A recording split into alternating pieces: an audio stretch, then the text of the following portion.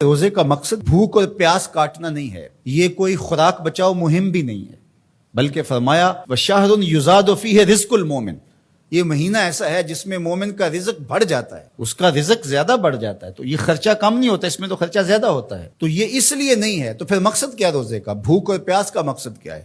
تو ارشاد فرمایا لعلکم تتقون، اتقاء کا نور تمہیں نصیب ہو، تقوی کا نور نصیب ہو۔ اور تقوی کیا ہے؟ محتاط زندگی گزارنا، کوئی عمل اللہ اور اس کے رسول کے بتائے ہوئے احکام سے ہٹ کر نہ ہو، یہ تقوی ہے۔ دنیا میں رہتے ہوئے اس طرح زندگی گزاری جائے کہ دامن کہیں داغدار نہ ہونے۔ رہو دنیا میں، ترک دنیا کا نام دین نہیں ہے، یہ بات ذہن میں رکھے۔ ہمارا دین ترک دنیا کا درس نہیں دیتا، لیکن غرق دنیا سے بھی بچنے کی تلقین کرتا ہے۔ ترک دنیا بھی نہ کرو اور غرق دنیا بھی نہ ہو جاؤ۔ اب اس کو حاصل کیسے کیا جائے؟ اللہ نے قرآن میں کہا کہ میں روزے سے تمہیں تقوی دوں گا، نسخہ ہاتھ میں آ گیا۔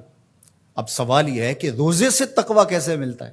صحیح حدیث میں ہے، بخاری ہے، اذا جاء رمضان سلسلت الشیاطین، جب ماہ سیام رمضان المبارک آتا ہے تو شیاطین جکڑ دیے جاتے ہیں۔ شیاطین جکڑ دیے گئے، تبھی تو مساجد کے دروازے کھل گئے، تبھی تو نماز کا رجحان پیدا ہوا، صدقہ و خیرات کے لیے لوگوں کے دلوں کے اندر مزید نرمی پیدا ہوئی۔ جو 5 نمازیں بھی نہیں پڑھتے تھے تراویح کے لیے بھی کھڑے نظر آتے ہیں۔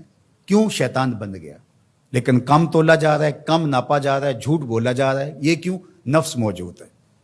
نیکی کا ماحول اس لیے پیدا ہوا کہ شیطان بند گیا، بدی پھر بھی موجود ہے اس لیے کہ نفس موجود ہے۔ اب ہمارا کام ویسے آسان ہو گیا کہ پہلے تنہا جان کو 2 دشمنوں کے مقابلے میں رہنا تھا اور جان لڑ نہیں پاتی تھی، اب دشمن ایک ہو گیا، ایک بندہ ہوا ہے۔ اب صرف جو ہے وہ ہم نے لڑنا ہے نفس سے، شیطان تو بندہ ہوا ہے۔ اب نفس سے کیسے لڑیں گے؟ بھوک سے نفس پج مردہ ہوتا ہے، کمزور ہوتا ہے۔ میرے اور آپ کے آقا و مولا حضور ختمی المرتبت صلی اللہ علیہ وآلہ وسلم نے ارشاد فرمایا یا معاشر الشباب من استطاع منکم الباء فلیتزوج، اے جوانوں کے گروہ، تم میں سے جو نکاح کرنے کی طاقت رکھتا ہے دیر نہ کرے۔ اگر مالی استطاعت ہے، مناسب رشتہ مل گیا ہے تو دیر کا ہے کہ نکاح کر لے۔ اور فرمایا اس لیے کہ نکاح نظروں کا بھی محافظ ہے اور تمہاری پارسائی کا بھی محافظ ہے۔ فَإِن لَّمْ يَسْتَطِعْ، اور اگر طاقت نہیں ہے، کسی وجہ سے نکاح نہیں ہو پا رہا، فَعَلَيْكُمْ بِالصَّوْمِ، تو کثرت کے ساتھ روزے رکھو۔ فَإِنَّهُ لَهُ وِجَاء، اس لیے کہ روزے قاطع شہوات ہیں، گناہوں سے بچانے کا بہترین ذریعہ ہے۔ تو بھوک نفس کی تہذیب کا بہترین ذریعہ ہے اور یہ روزے سے نصیب ہوتی ہے۔ دوسری چیز، ہر وقت بولتے جانا اور بولتے ہی رہنا۔ جو کثرت کے ساتھ بولتا ہے وہ غلطیاں بھی کثرت کے ساتھ کرتا ہے۔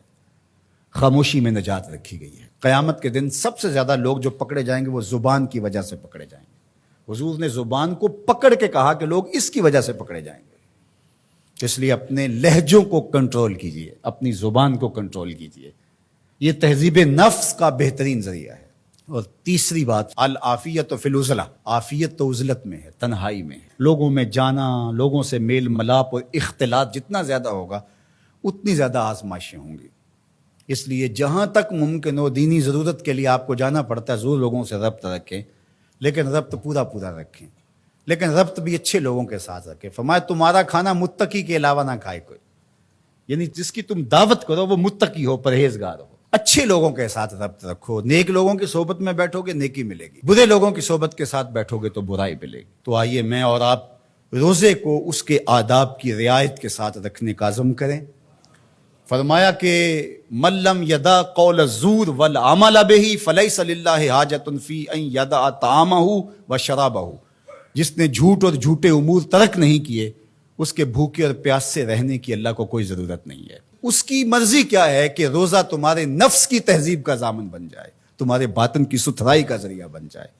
تو اس لیے یہ نہیں کہ ماہ سیام آیا اور چلا گیا، کسی کی زندگی میں 40 رمضان گزر گئے، کسی کی زندگی میں 50 رمضان المبارک گزر گئے، لیکن جہاں کھڑا تھا وہیں کھڑا رہا اور پورا مہینہ روزے رکھے، تراویح پڑھی، لیکن اندر کی طرف توجہ ہی نہ دی۔ رمضان کے بعد جہاں کھڑا تھا پھر وہیں کھڑا ہو گیا آ کے، تو فائدہ کیا ہوا؟ اللہ اپنی پناہیں دے، امان دے، حفاظتوں کا حصار دے۔